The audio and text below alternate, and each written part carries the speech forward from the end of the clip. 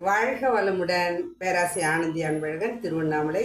இன்னைக்கு சிந்தனையாக என்ன எடுத்துக்கலாம் அப்படின்னா, சுவாமிஜி என்ன சொல்கிறாரு, சமுதாயம் என்ன சொல்லுது, இதுக்கு முன்னாடி வாழ்ந்தவர்கள் என்ன சொல்கிறாங்க.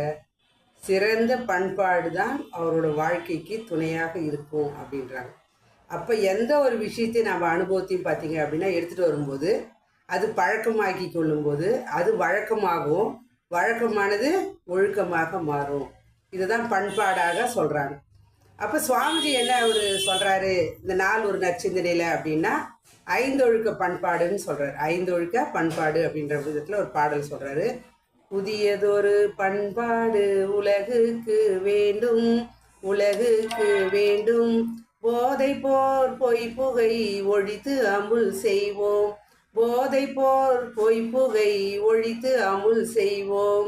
அதிக சுமை ஏதுமில்லை அவரவர் தன் அறிவின், அவரவர் தன் அறிவின். ஆற்றலினால் உடல் உழைப்பால் வாழ்வதென்ற முடிவும், ஆற்றலினால் உடல் உழைப்பால் வாழ்வதென்ற முடிவும். மதிப்பிழந்து மற்றவர்கள் உடல் மனம் வருந்தா, உடல் மனம் வருந்தா.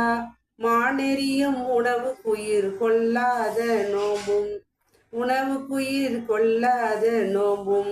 பொது விதியாய் பிறர் பொருளை வாழ்க்கை சுதந்திரத்தை, வாழ்க்கை சுதந்திரத்தை போற்றி காத்து பிறர் துன்பம் போக்கும் அன்பும் வேண்டும், போற்றி காத்து பிறர் துன்பம் போக்கும் அன்பும் வேண்டும், அன்பும் போக்கும் அன்பும் வேண்டும். அப்போ புதியதொரு பண்பாடு உலகத்துக்கு வேணுன்றார். எது ஃபஸ்ட்டு நம்பர் 1 பார்த்தீங்க அப்படின்னா, போதை போய் புகை புகை ஒழித்து அமுல் செய்வோம். எது?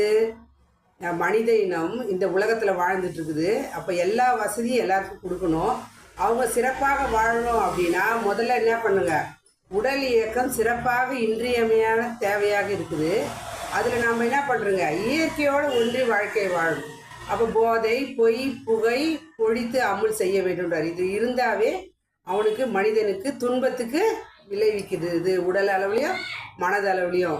அடுத்தது பார்த்தீங்க அப்படின்னா, ரெண்டாவது பார்த்தீங்க அப்படின்னா, அவரவர் அவரவர் தன் ஆற்றலினால் அறிவினால் ஆற்றலினால் உடல் உழைப்பால் வாழ்தென்று முடியும். அப்போ ரெண்டாவது பார்த்தீங்க அப்படின்னா உழைப்பு தான். இன்றைக்கி சமுதாயத்தில் ஏழ்மைக்கு என்ன காரணம் அப்படின்னா, சுவாமி சொல்கிறது, சமுதாயத்தில் ஏழ்மைக்கு என்ன காரணம், அவரவர் உழைப்பை சரியானபடி தரவில்லை.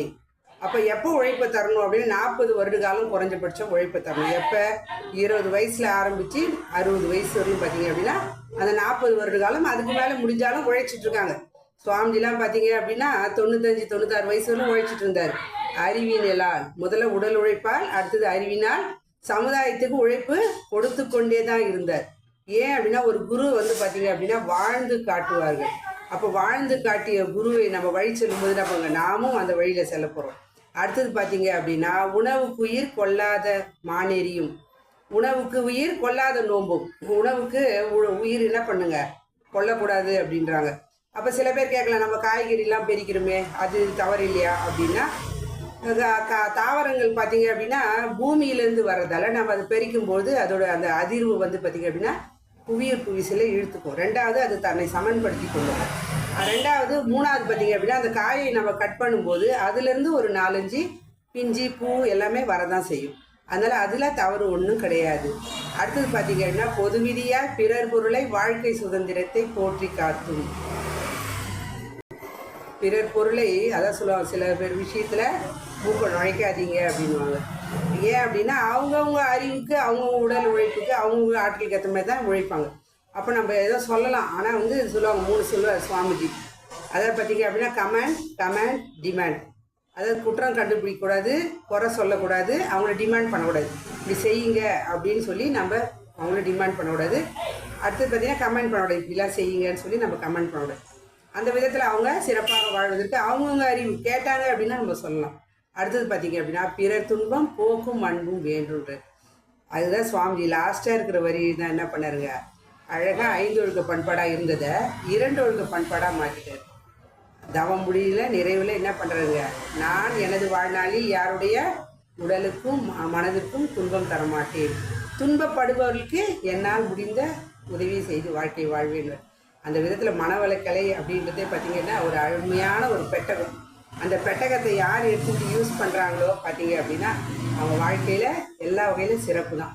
அந்த விதத்தில் பார்த்திங்கன்னா மனவளக்கலையை பயன்படுத்தி கொண்டு நாமும் நமது அன்பு குடும்பமும் வாழ்க்கையில் எல்லா வகையிலும் அமைதி வெற்றி உயிர் பெறும் என்று சொல்லி இந்த அற்புதமான வாய்ப்பு எடுத்த இறைநிலைக்கும் குருவர்களுக்கும் இந்த காலம் செய்யப்படுத்த அனைத்து நல்ல அன்பு உள்ளவர்களுக்கு நன்றி. மீண்டும் சந்திப்போம், சிந்திப்போம். வாழ்க வளமுடன்.